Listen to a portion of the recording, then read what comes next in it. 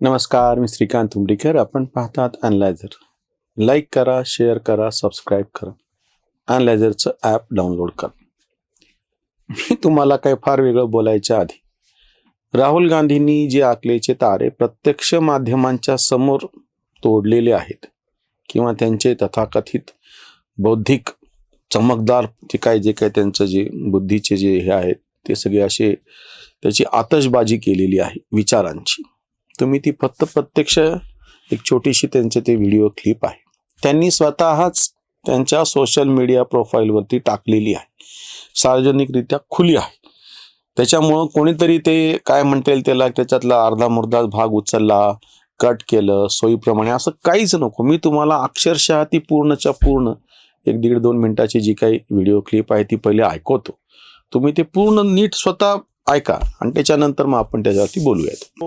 Waste Asia में हो रहा है, उससे कितने रुपए का नुकसान होगा?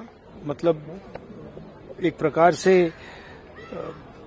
पैराडाइम शिफ्ट करने की लड़ाई चल रही है, उससे हमारी इकोनॉमी को जबरदस्त नुकसान होने वाला है.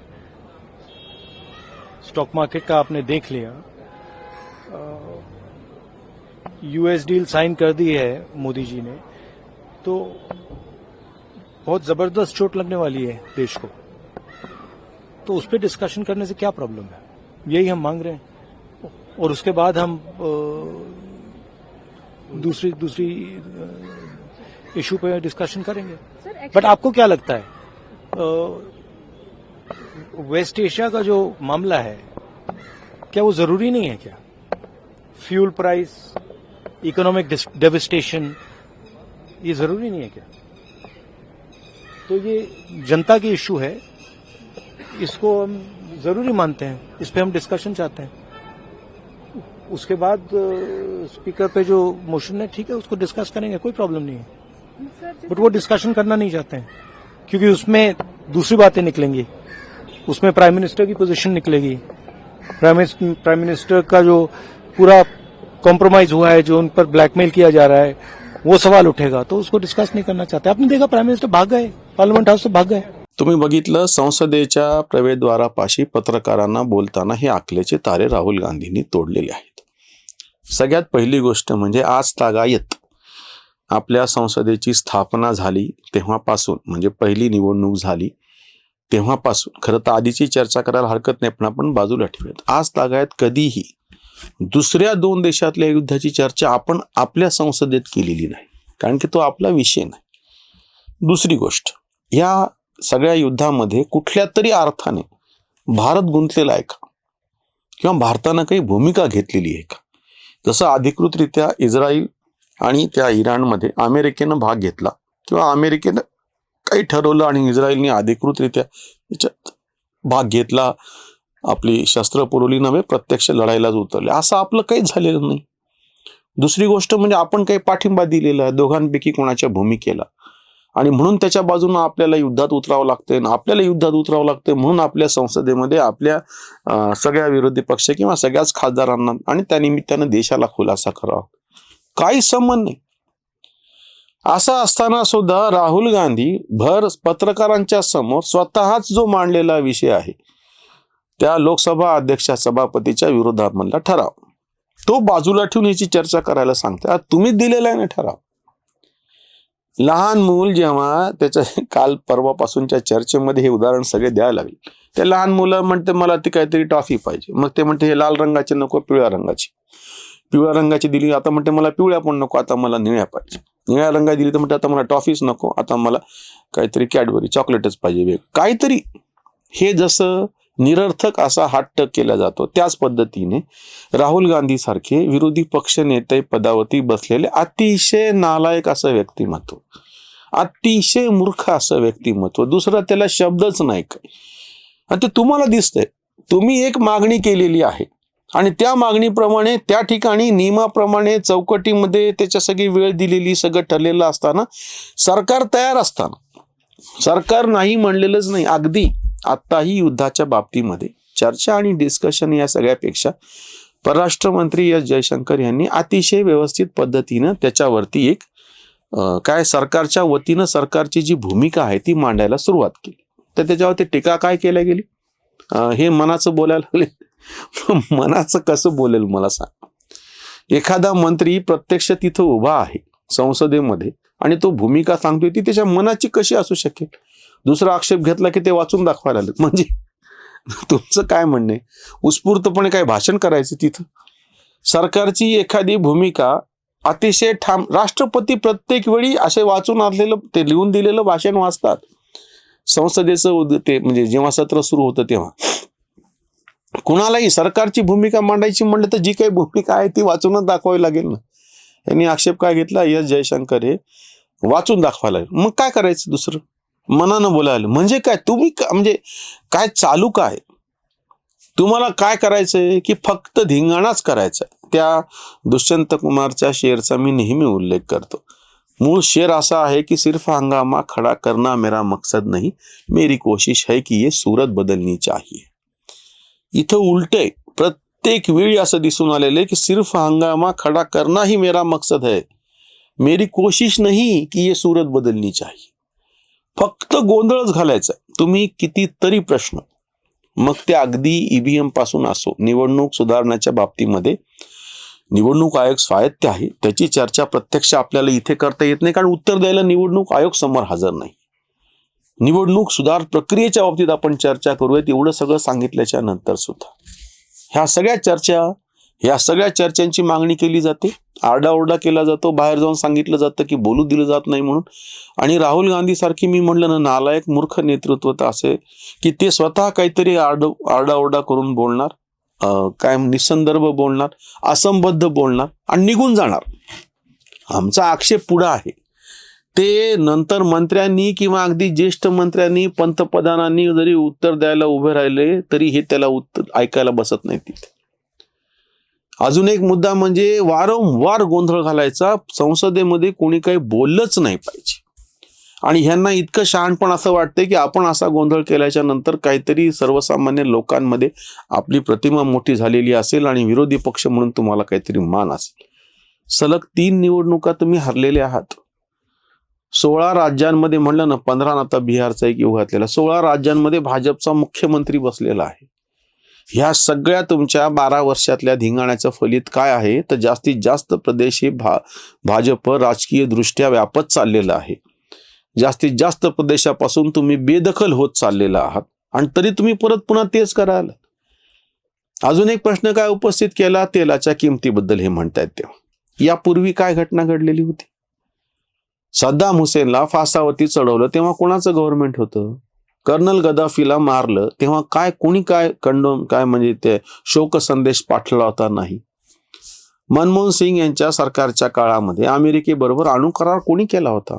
आणि तो अणुकरार केला म्हणून कुठल्या डाव्या पक्षांनी तुमचा पाठिंबा काढून घेतला होता? आणि मग ते सरकार कोसळण्यापासून वाचवायचं असेल तर आमदारांना पैसे देऊन खरेदी केलं पाहिजे, हा जो गंभीर आरोप झाला तो 2च सरकारवरती झाला आजपर्यंत. एक तर PV नरसिंहराव, त्याच्यामध्ये शिवसेनेचे आणि झारखंड मुक्ती मोर्चाचे खासदारांना कसं विकत घेतल्याचा प्रयत्न झाला, हा एक आरोप होता. आणि दुसरा मनमोहन सिंगच्या काळामध्ये जेव्हा डाव्यांनी पाठिंबा काढून घेतलेला होता अमेरिकेशी अणुकरार करण्याच्या प्रश्नावरती. तुम्ही आज ह्या सगळ्या डाव्यांची, काँग्रेसवाल्यांची, त्यांना पाठिंबा देणाऱ्यांची भाषा अमेरिकेच्या विरोधातली जी आणि जशी आहे, ते काय बोलायला लागलेत अमेरिकेच्या विरोधामध्ये? आता आपण समजा मान्य करू, अरे मग जेव्हा तुम्ही अमेरिकेबरोबर अणुकरार केला होता, ह्या डाव्यांचा विरोध जुगारून त्यांनी पाठिंबा काढून घेतलेला होता, ह्या डाव्यांनी पाठिंबा काढून घेतला होता, तरीही तुम्ही तुमचं सरकार, आमदार, खासदार खरेदी करून टिकवलं, हा आरोप आहे. बरं, इतकी ओपर तुम्ही घेतलेली ही ठामठोक भूमिका कोणाला, म्हणजे ही तुम्ही अशी भूमिका घेतलेली सर्वसामान्य मतदारांना आवडली. त्या मतदारांनी 140-145 वरच्या काँग्रेसला 206 इतक्या मोठ्या संख्येनं निवडून दिलं. 2009च्या निवडणुकीमध्ये ज्या डाव्यांनी तुमचा पाठिंबा काढून घेतला त्या डाव्यांचा सफाया करायची सुरुवात 2009च्या निवडणुकीपासून झाली. 62 का 63 इतके मोठ्या संख्येनं त्यांचे निवडून आलेले खासदार पुन्हा कधीच नाही आले 2004च्या नंतरचे, कारण की लोकांनी त्यांना ती शिक्षा दिली. आज तेच डावे ज्यांनी पाठिंबा काढून घेतल्याच्या नंतर तुम्ही तुमचं सरकार काही करून का होईना टिकवलं, जे लोकांना आवडलं, कारण की तुम्ही अमेरिकेची आणि त्याहीपेक्षा अणुकराराच्या बाबतीतली भूमिका घेतलेली होती. मग आजच्या काळामध्ये आपलं मोदी सरकार आता जी भूमिका घेते ते असं कोणालाही सरेंडर होण्याची नाहीये. अमेरिकेनं काही वक्तव्य करू, प्रत्यक्षामध्ये कृतीमध्ये आपण आजच्या दिवशी सुद्धा आपण रशियाकडून ऑइल खरेदी केलेलं आहे आणि आरडाओरडा काय करायला, अमेरिकेच्या तालावरती तुम्ही नाचता आहात, जेव्हा की प्रत्यक्ष तुम्ही ऑइल खरेदी करायला लागले. जितकं ऑइल आपण रशियाकडून नजीकच्या काळात खरेदी केलं तितकं ते एकूण तुमच्या युपीएच्या काळात खरेदी केलेलं नव्हतं. हे सगळं समोर दिसत असताना सरकार स्वतः प्रत्यक्ष तिथे म्हणजे काय आपले परराष्ट्र मंत्री पण उभे होते, त्यांनी उत्तर दिलं, सरकारकडून उत्तर, चर्चेची तयारी, आणि हे गोंधळ घालणार, हे संसदेमधून पळून जाणार. म्हणजे उलटी परिस्थिती अशी होऊन बसलेली की एखाद्या प्रश्नावरती उत्तर देणे, सविस्तर चर्चा करणे हे सरकारी सत्ताधारी पक्षाला गैरसोयीचं असू शकतं, म्हणून ते पळ काढतात असं चित्र बऱ्याचदा असतं. इथं चित्र उलट असं आहे की सरकार तयार आहे, सरकार उत्तर द्यायला, म्हणजे प्रत्यक्ष परराष्ट्र मंत्री तर उभे होते आणि हे निघून चालले. जेव्हा मोदी सविस्तरपणे घंटा सव्वा घंटा ह्यांच्या भाषेत ना जयशंकर वाचत होते, मोदी तर उत्स्फूर्तपणे बोलतात ना. मग त्यांनी जेव्हा एकदा तोफखाना सुरू केल्याच्यानंतर तुम्ही समोर टिकत नाहीत ना, तुम्ही बसत पण नाहीत तिथं. अमित शहा जेव्हा एक एक मुद्दे घेऊन चिरफाड करतात पूर्णपणे तुमच्या केलेल्या आरोपाची, आणि तुम्ही संसदेमधून पळ काढता. आज तागायत मी तर आव्हान करतो, म्हणजे मोदी सत्तेवर आल्यापासूनच नव्हे, 2004ला पहिल्यांदा राहुल गांधी खासदार म्हणून निवडून आलेले आहेत. 2004 पासून आता 2026 22 वर्ष झाले राहुल गांधी संसदेमध्ये खासदार आहेत. मला कोणीही त्यांच्या भाषणांचं संकलन असलेलं पुस्तक आलंय का दाखवा, कारण की ते येऊ शकत नाही, ते वाटेल तसं बोललेले आहेत. त्यांच्या भाषणाचं पुस्तक करायचं म्हणलं तर मूर्खपणा, असंबद्ध, विसंवादी सगळे असे मुद्दे, असं एक काहीतरी विचित्र संकलन निघेल, कारण की ते काही बोलतच नाहीत. म्हणजे जे बोलतात त्याला काही अर्थच नसतो. मी आता जर सांगत नाहीये, यांचं सत्ता असताना पण सांगतो. म्हणजे ह्यांचं हे जे हिस्टेरिया एवढा टोकाला गेलेला आहे की ह्यांच्या सरकारने मंजूर केलेला ऑर्डिनन्स हे टराटरा फाडतात, GR फाडतात पत्रकार परिषदेमध्ये. आपलं सरकार असतं. त्या यवतमाळमध्ये कोण कलावती, तिला मी कसं भेटलो आणि काय झालं हे राहुल गांधींनी सांगितलेलं उदाहरण आहे संसदेत. जिच्या नवऱ्यानं आत्महत्या केली होती पीक कर्जामुळे, नंतर तिच्या जावयानं आत्महत्या केल्याचं प्रकरण समोर आलं आणि हे त्या कलावतीचं नाव घेत होते. त्यांनी कसं कलावतीचं नाव घेतलं म्हणून हे सगळे जे लिब्रांडो पत्रकार आहेत पी साईनाथ पासूनचे सगळे त्याचं कौतुक गात होते. तुम्ही त्यांना फक्त एवढं विचारा की राहुल गांधींनी उल्लेख केला होता त्या कलावतीचं काय झालं यवतमाळमधलं, त्यांच्या सरकारच्या काळातली गोष्ट आहे. राहुल गांधी आणि विरोधक प्रत्येक मुद्द्यावरती अशा काही पद्धतीनं, म्हणजे म्हणलं ना की बर्बाद गुलिस्ता करने को सिर्फ एक ही उल्लू काफी है, हर शाख पे उल्लू बैठा है, अंजाम गुलिस्ता क्या होगा. एक म्हणजे काहीतरी एक तो मणिशंकर अय्यर काय किंवा दिग्विजय सिंग काय, असे एकापेक्षा एक नमुने, एखादाच नमुना पुरे. इथं तर काँग्रेसमध्ये प्रत्येकच जण आपापल्या परीनं प्रयत्न करतो आहे की ते काँग्रेसचा सत्यानाश कसा झाला पाहिजे. आंतरराष्ट्रीय पातळीवरती गंभीर विषय चालू आहे, युद्धाजन्य परिस्थिती सगळी तिकडे आहे. अजूनही आपल्यापर्यंत त्याची झळ पोहोचू नये याच्यासाठी जे शासनाने केलेले प्रयत्न ते यशस्वी झालेले आहेत. पाकिस्तानमध्ये आपल्याच बाजूला 2 दिवसापूर्वीच 55 रुपयाच्या पुढं पेट्रोल गेलेलं होतं, कंबरडं मोडलेलं पाकिस्तानचं, किंवा जेव्हा की पाकिस्तान ह्यांच्या दृष्टीने इराणची बाजू घेतो आहे म्हणून. आणि त्याच्या नेमकं उलट आपण तटस्थपणे आपली भूमिका जी आहे ती कायम ठेवून आजही ही सगळी झळ आपल्या सर्वसामान्य नागरिकांपर्यंत पोहोचू दिलेली नाही. गॅसवरती 55 रुपयाची वाढ झालेली, पण सबसिडाइज्ड जे सिलेंडर आहे त्याच्यामध्ये वाढ झालेली नाही. विरोधकांना ही संधी होती ह्या निमित्तानं ठामपणे आपल्या सरकारच्या पाठीशी उभं राहायचं, कारण की सर्वसामान्य लोकांच्या हिताचे निर्णय घेतले गेलेले आहेत. तसं न करता विरोधकांनी ज्या पद्धतीने स्वतःचं हास्य करून घेतलेलं हे तर सत्ताधाऱ्यांच्या सोयीस्कर आहे. उद्या सभापतीच्या बद्दलचा ठराव हो किंवा राहुल गांधीच्या विरुद्ध सबस्टॅन्शिव्ह मोशन जी आता ती पण समोर येणार आहे. तुम्हाला चर्चा करायची नसेल तर चर्चेच्या शिवाय ते मंजूर होईल.